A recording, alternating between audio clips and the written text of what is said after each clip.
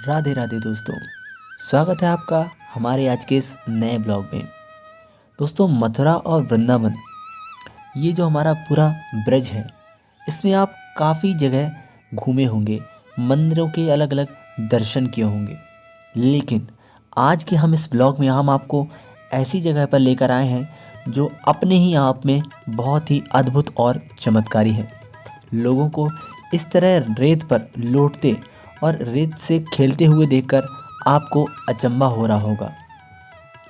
दोस्तों, ये रेत इतनी चमत्कारी है कि इसके शरीर पर मलने से, इसमें लौटने से, इसको अपने मस्तक पर लगाने मात्र से लोगों के सारे कष्ट दूर हो जाते हैं। यह जगह अपने ही आप में ऐसी अद्भुत है कि यहाँ आपको आकर एक अलग ही अनुभूति होती है। लोग यहाँ आकर अपने घर को बनवाने की मन्नत भी मांगते हैं। जैसा आप सामने देख रहे हैं, यहाँ पर एक हिरन पार्क भी है जो कि देखने में बहुत ही बच्चों को आकर्षित करता है। और दोस्तों, फागुन के मास में यहाँ पर भीड़ थोड़ी बढ़ जाती है और सुबह के समय हथनी यहाँ आप सामने जो रमन बिहारी जी की मूर्ति देख रहे हैं उसकी आरती भी करती है। और संध्या के समय यहाँ पर कीर्तन भी होता है जिसका श्रद्धालु आनंद उठाते हैं। यहाँ पर एक गौशाला भी है और अलग अलग तरीके के बहुत ही सुंदर यहाँ पर आश्रम भी और कुटियाँ भी बनी हुई हैं। दीवारों को बहुत ही अच्छी तरीके से सजाया गया है और लोग यहाँ आकर मदमस्त हो जाते हैं। तो आइए, आज के इस वीडियो में हम आपको यहाँ का संपूर्ण भ्रमण कराने वाले हैं।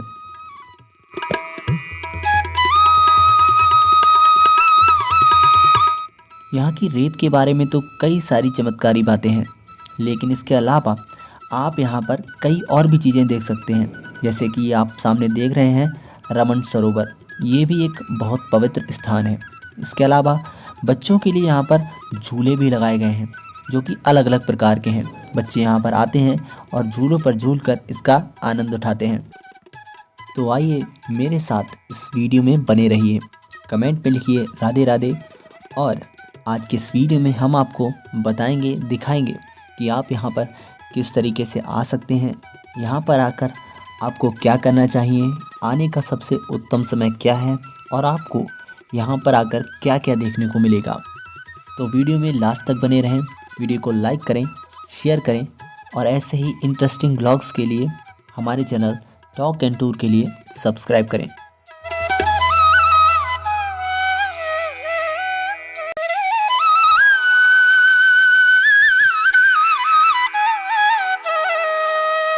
तो रमन रेती पहुंचने के लिए हमने अपनी यात्रा मथुरा से आरंभ की। अगर आपको यहाँ पर जाना है तो आपको मथुरा से गोकुल जाने वाले रोड पर जाना होगा। गोकुल से कुछ पहले ही लगभग 13 किलोमीटर के आसपास ये स्थान पड़ता है और यहीं पर रमन बिहारी जी का भी मंदिर स्थित है। यहीं पर आपको कार की एक पार्किंग मिल जाएगी जो कि हिरन पार्क के बिल्कुल पास में बनी हुई है। यहाँ पर रमन रेती का जो आश्रम है उसके अपोजिट साइड पर, मतलब रोड के दूसरी तरफ पर हिरन पार्क स्थित है।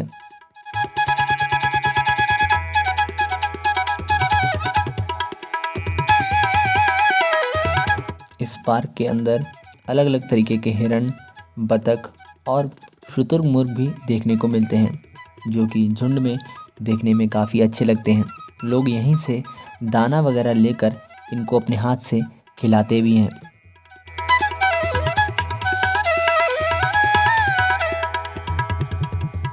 शाम के समय आश्रम के खुलने का वेट करते करते हमने यहीं पर स्थित एक गुरुकुल में कुछ बच्चे क्रिकेट खेल रहे थे, उसका भी हमने आनंद लिया।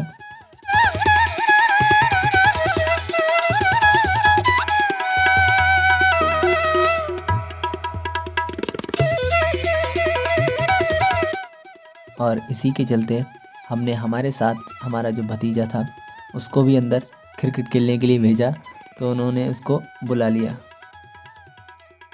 चलिए, अब समय हो चुका है हमारे रमन रेती आश्रम में अंदर जाने का। और इसी के सामने बनी हुई है ये एक वाहन की पार्किंग। यहाँ पर पार्किंग के चार्जेस आप देख सकते हैं। यहाँ पर आपको आराम से अपनी गाड़ी की पार्किंग मिल जाएगी। यहाँ पर कुछ कपड़ों की शॉप थी और यहीं पर एक था जलपान गृह जहाँ पर आप ठहर कर रुक कर खाना या नाश्ता वगैरह कर सकते हैं। हालांकि रास्ते भर आपको किनारे पर खाने पीने के छोटे या बड़े स्टॉल वगैरह देखने को मिल जाएंगे। और गेट के बिल्कुल सट कर बना हुआ है ये निःशुल्क पादुका सेवागृह। यहीं पर आप अपने जूते चप्पल उतार सकते हैं और यहाँ पर टाइमिंग्स भी लिखी हुई हैं। यहाँ अगर आप अपने खुद के वाहन से नहीं आ सकते तो यहाँ पर मथुरा से डायरेक्ट ऑटो सेवा भी चलती है, जो लगभग 30 से 40 रुपए में आपको यहाँ पर आराम से उतार देगा। यहाँ जो हम जिस दिन गए थे वो दशहरे का दिन था, इसीलिए यहाँ पर लोकल के गोकुल के जो लोग थे उनकी थोड़ी ज़्यादा भीड़ देखने को मिल रही थी, क्योंकि दशहरे के दिन यहाँ के आसपास के इलाकों में मेला भी लगता है। आइए रमन रेती आश्रम में स्थित जो रमन बिहारी जी का मंदिर है उसके खुलने का समय भी आपको बता देते हैं। गर्मियों में इसका समय सुबह 5 से 12 बजे तक रहता है और शाम के लिए 4 से 9 बजे तक। वहीं सर्दियों में इसका समय सुबह 5:30 से 12 बजे तक और शाम को 4 से 8:30 बजे तक ही रहता है।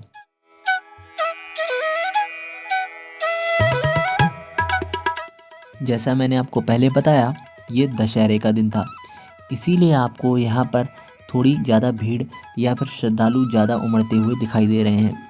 और यहाँ का माहौल बहुत ही ज़्यादा खुशनुमा दिखाई दे रहा है, क्योंकि ये नवरात्र शारदीय महोत्सव भी था।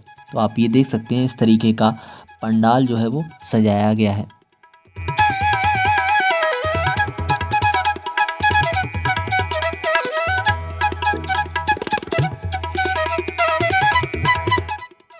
वैसे तो ब्रज की पूरी भूमि श्री कृष्ण की लीला और चरणों से पावन पवित्र है।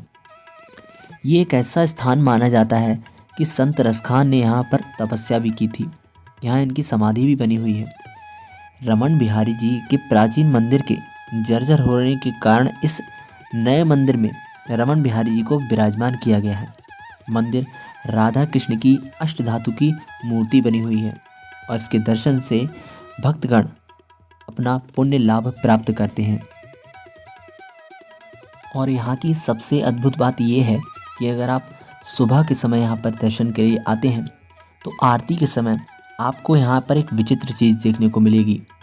यहाँ पर रमन बिहारी जी की आरती के लिए सुबह हथनी आती है, वो यहाँ पर भगवान की आरती करती है। आइए अब आपको दर्शन कराते हैं रमन बिहारी जी की पवित्र पावन मूर्ति के। यहाँ पर साक्षात आपके सामने रमन बिहारी जी मौजूद हैं। तो बोलिए राधे राधे।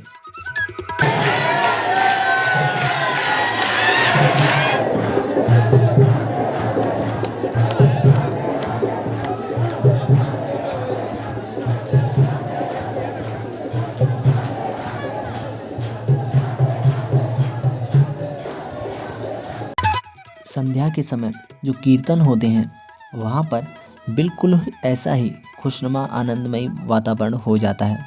भक्तगण यहाँ आते हैं और राधे राधे की मस्ती में झूमने लगते हैं।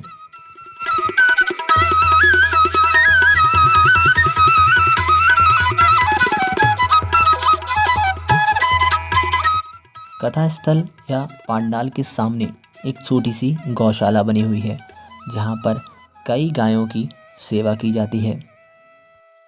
ये जगह इतनी पावन और पवित्र है कि यहाँ पर आकर लोग अपने वैवाहिक कार्यों को भी संपन्न करते हैं।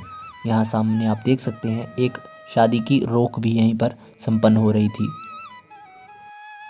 आश्रम के चारों ओर छोटी छोटी कुटियाँ भी बनाई हुई हैं, जो कि अलग अलग महर्षियों को समर्पित हैं, जैसे महर्षि वशिष्ठ, विश्वामित्र, महर्षि कश्यप, अलग अलग नाम से ये दिखाई गई हैं। और यहाँ पर अच्छी तरीके से इनको बनाया भी गया है।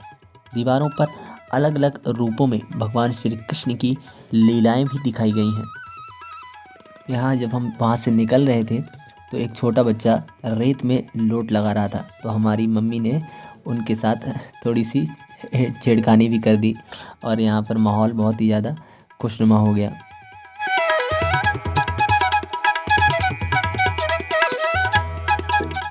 यहाँ पर बनी ये जो कुटी हैं वो इतनी ज़्यादा सुदृढ़ तरीके से बनाई गई हैं कि ऐसे देखने में लगता है कि कैसे ही इन्होंने इसको बनाया होगा, और काफ़ी ज़्यादा मजबूती इनमें देखने को मिलती है। और अभी हम आश्रम के मेन जो प्रांगण था अंदर वाला, उससे बाहर आ चुके हैं। और ये जो रास्ता है ये है यहाँ का परिक्रमा मार्ग। ये भी काफ़ी ज़्यादा बड़ा है। इससे हम चलते हैं तो पूरे आश्रम का हम एक चक्कर लगा सकते हैं। और यही रास्ता आगे जाकर सरोवर की तरफ जाता है और वहीं पर हम जाएंगे, जिसका नाम है रमन सरोवर।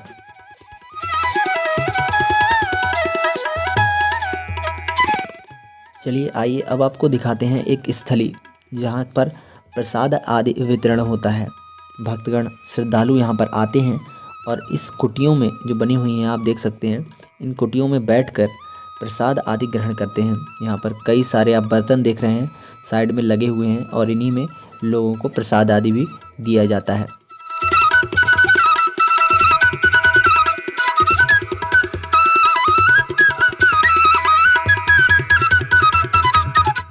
प्रसाद स्थल से आगे की ओर बढ़ने पर हमारे लिए रास्ते में एक लंगूर बंदर भी मिला, जिसे देखकर काफ़ी लोग अचंभित हो रहे थे और खेल रहे थे।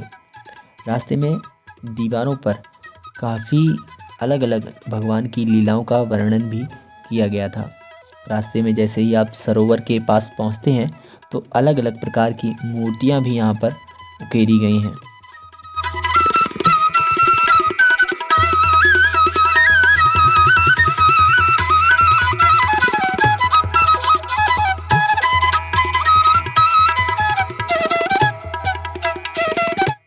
चलिए अब आपको दिखाते हैं यहाँ का रमन सरोवर, जो कि अपने आप में बहुत ही पावन और पवित्र स्थल है। कहते हैं कि इस रमन सरोवर में स्नान मात्र से लोगों के सारे पाप मुक्त हो जाते हैं।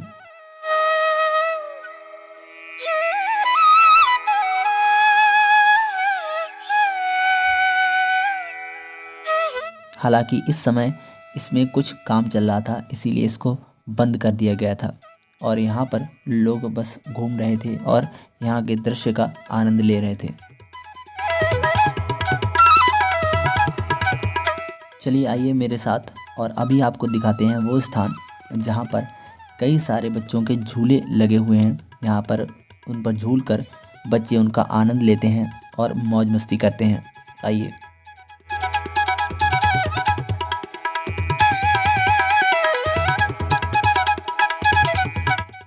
ये देखिए, ये वो हरा भरा पार्क है जहाँ पर अलग अलग झूले हैं। आप यहाँ पर देख सकते हैं 2 झूले वहाँ पे लगे हुए हैं। ये कुछ अलग अलग आकृतियों के बैठने की नाव बनी हुई हैं और पीछे एक स्लाइडर भी लगा हुआ है।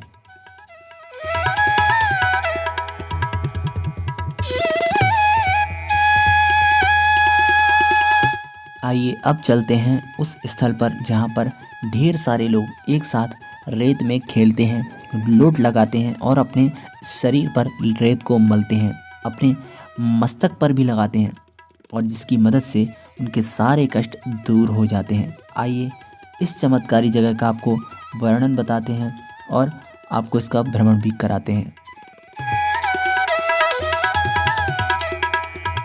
जैसे ही हम स्थल पर पहुँचे, हमारे जो बड़े भैया हैं आप सामने देख सकते हैं, इनकी शरारत शुरू हो गई और यहाँ पर इन्होंने मौके का फ़ायदा उठा लिया और वो व्यक्ति दूसरे राउंड में आए तो उन्होंने सेकंड राउंड में भी शरारत से पीछे नहीं हटे। और ये देखिए, और इसी तरह रेत से खेलने का हमारा सिलसिला भी शुरू हो गया।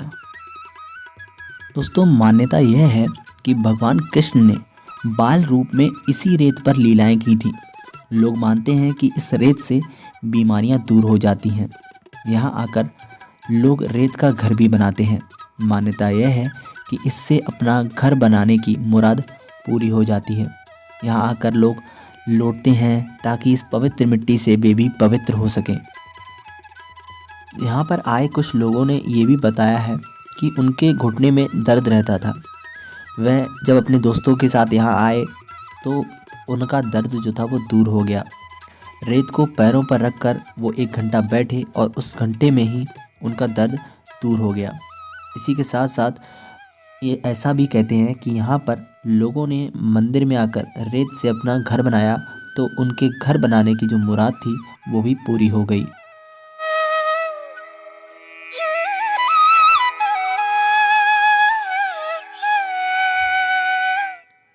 ये जो दिन था वो दशहरे का था, इसीलिए मेले के चलते यहाँ पर काफ़ी ज़्यादा भीड़ देखने को मिल रही थी। लेकिन अगर आप आम दिनों में अगर इस समय जाते हैं तो आप सुबह के लिए जब आप जाएंगे तो इतनी भीड़ आपको देखने को नहीं मिलेगी और आप बहुत ही शांति से यहाँ पर आनंद ले सकेंगे और यहाँ की भूमि में आराम से लोट लगा सकेंगे। तो मेरे साथ बोलिए राधे राधे।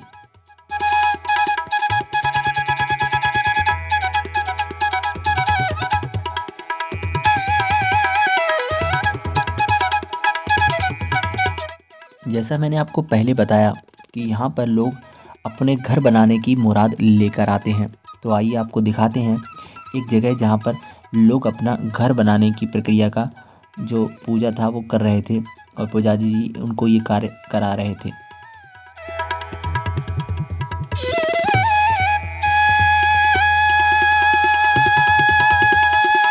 ये देखिए यहाँ पर एक और घर आपके सामने बनाया गया है और इसी तरीके से काफ़ी सारे लोग रेत में लौट रहे हैं और भक्ति में लीन हैं।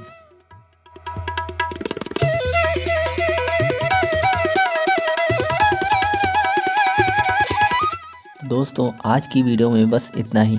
उम्मीद है आपको ये वीडियो पसंद आई होगी। अगर आप यहाँ पर पहले आ चुके हैं तो आप अपने अनुभवों को यहाँ पर कमेंट सेक्शन में ज़रूर बताएं, मैं उन्हें ज़रूर पढ़ूँगा। और अगर आप अभी तक यहाँ नहीं गए हैं तो ये वृंदावन में स्थित सबसे अच्छी जगह है जहाँ आप जा सकते हैं। ये जगह गोकुल में स्थित है, आप यहाँ पर आसानी से जा सकते हैं।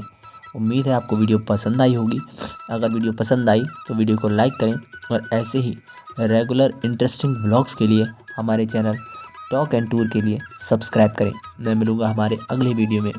आपको आगे किस जगह का भ्रमण चाहिए आप उसको कमेंट सेक्शन में ज़रूर बताएं।